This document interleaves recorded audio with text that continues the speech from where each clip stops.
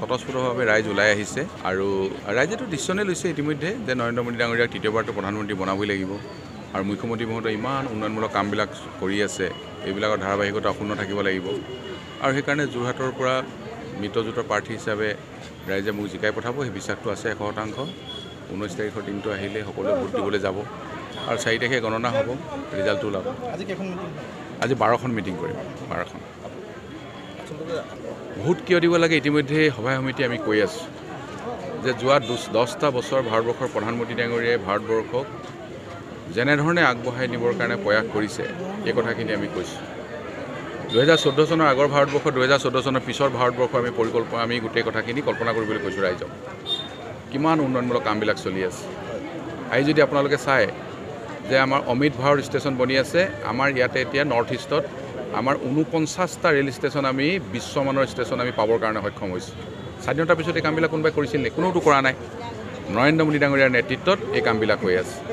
এইবাৰ প্ৰধানমন্ত্ৰী হোৱাৰ লগে লগে আমাৰ বাকী যিকেইটা ষ্টেচন আছে সেই ষ্টেচনকেইটা আমি বিশ্বমানৰ ষ্টেচন আমি পাবৰ কাৰণে সক্ষম হ'ম। অত্যাধুনিক ষ্টেচন নিৰ্মাণ কৰিবৰ কাৰণে ব্যৱস্থা হৈ আছে। আমাৰ ইয়াতে এতিয়া মোৰ লোকসভা সমষ্টিৰ ভিতৰতে আমগুৰি নিৰ্মাণ হৈ আছে, মোৰ লোকসভা সমষ্টিৰ ভিতৰতে শিৱসাগৰ হৈ আছে, লোকসভা সমষ্টিৰ ভিতৰতে মোৰ মৰিয়নি হৈ আছে। ঠিক তেনেধৰণে কেইবাটাও station, Sivasagar station, Simaluguri station, Amguri station, Mariani station এইবিলাকৰ কাম চলি আছে। বিশ্বমানৰ ষ্টেচন হ'ব। এইবিলাক কামটো আগতে কেতিয়াও হোৱা নাছিল। আৰু অসমৰ মাননীয় মুখ্যমন্ত্ৰী মহোদয়ে আপোনালোকে দেখিছে যে বিকাশৰ যাত্ৰা আৰম্ভ কৰিছে। হাজাৰ হাজাৰ কোটি টকা প্ৰতিখন জিলাত এতিয়া খৰচ কৰিবৰ কাৰণে ব্যৱস্থা গ্ৰহণ কৰিছে। এই যিমানবিলাক উন্নয়নমূলক কাম চলি আছে, যিমানবিলাক বিকাশৰ যাত্ৰাৰ কাম চলি আছে, আমি ৰাইজৰ ওচৰলৈ সেইখিনি বাৰ্তা লৈ যাব বিচাৰিছোঁ। আমাৰ বাৰ্তাটো হ'ব যে উন্নয়ন, আমি অসমখনৰ উন্নয়ন কৰিম, আমাৰ সমষ্টি আমি উন্নয়ন কৰিম। সেই বাৰ্তাই আমি ৰাইজৰ আগত দিব বিচাৰিছোঁ। কি হৈছে ৰাইজৰ আগত কৈছোঁ আৰু কৈছে এইবিলাক কাম খৰতকীয়াভাৱে আগুৱাই লৈ যাবৰ কাৰণেই ভাৰতীয় জনতা পাৰ্টিৰ প্ৰতি ৰাইজে ভোট প্ৰদান কৰিব লাগে। নিবনুৱা সমস্যা আৰু উদ্যোগীকৰণৰ ক্ষেত্ৰত ইতিমধ্যে আপোনালোকে দেখিছে যে আমাৰ চৰকাৰে পদক্ষেপ গ্ৰহণ কৰিছে। আজি আপোনালোকে দেখিছে যে কেইদিনমানৰ আগতে আমি জাগিৰোডত ছেমিকণ্ডাক্টৰ ইণ্ডাষ্ট্ৰী তাত নিৰ্মাণ কৰা হৈছে। তাত আমাৰ হাজাৰ হাজাৰ ল'ৰা ছোৱালী তাত নিবনুৱা ল'ৰা ছোৱালী তাত সংস্থাপিত হ'ব। তেনেধৰণে অসমতে কামবিলাক চলি আছে। আজি আপোনালোকে নুমলীগড় দেখিছে। আগতে 3 মিলিয়ন মেট্ৰিক টন আছিলে নুমলীগড়। আমি আন্দোলন কৰিবলগীয়া হোৱা নাই। এতিয়া 3 মিলিয়ন মেট্ৰিক টনৰ পৰা নুমলীগড় ৰিফাইনাৰী এতিয়া 9 মিলিয়ন মেট্ৰিক টনলৈ উন্নীতকৰণ কৰা হ'ল। এই যে 9 মিলিয়ন মেট্ৰিক টন কৰা হ'ল তাততো বহু ল'ৰা ছোৱালী আমাৰ ইয়াত সংস্থাপিত হ'ব। আজি ডিগবৈ ৰিফাইনাৰী আগতে 0.65 মিলিয়ন মেট্ৰিক টন আছিল, এইবাৰ সেইটো 1 মিলিয়ন মেট্ৰিক টনলৈ উন্নীতকৰণ কৰা হ'ল।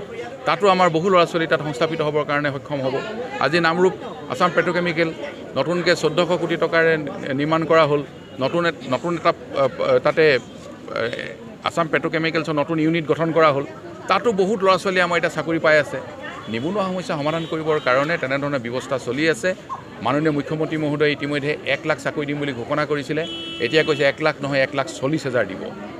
1 লাখ অলৰেডি দিয়া হৈ গৈছে, 96,000 হৈ গ'ল। বাকী আৰু 45,000 সেইখিনি এতিয়া দিয়াৰ কাৰণে ব্যৱস্থা গ্ৰহণ কৰিব। অৰ্থাৎ নিবনুৱা সমস্যা সমাধানৰ কাৰণে চৰকাৰে পদক্ষেপ লৈ আছে। আৰু আপোনালোকে দেখিছে যে আমাৰ এতিয়া চাকৰি মেলা হৈ আছে। কেন্দ্ৰীয় চৰকাৰে প্ৰধানমন্ত্ৰী ডাঙৰীয়াৰ নেতৃত্বত সমগ্ৰ ভাৰতবৰ্ষত চাকৰি মেলা চলি আছে। অসমতো চাকৰি মেলা হৈ আছে, য'ত নেকি কেন্দ্ৰীয় মন্ত্ৰীসকলে তাত অংশগ্ৰহণ কৰি আছে। সেইকাৰণে এইখিনি ক্ষেত্ৰত সদায় আমাৰ চৰকাৰ বিশেষভাৱে পদক্ষেপ গ্ৰহণ কৰি আছে। ভৱিষ্যতেতো এই পদক্ষেপ থাকিব। সেইটো ডেফিনেটলি আমি বিধায়ক ডাঙৰীয়াৰ লগতো কথা পাতিব লাগিব। বিধায়ক ডাঙৰীয়াৰ কথা পাতি এইখিনি কেনেকৈ আগবঢ়াব লাগে ব্যৱস্থা থাকিব।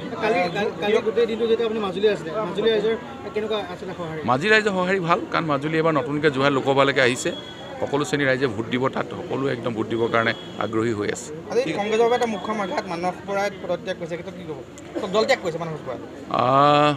কংগ্ৰেছৰ পৰাতো অকল মানস বৰা বুলিয়ে নহয়, সকলোতো আহিয়ে আছে। আজিও আমাৰ ইয়াতো বহুতে যোগদান কৰি আছে। এইটো যোগদান পৰ্ব চলিয়ে থাকিব।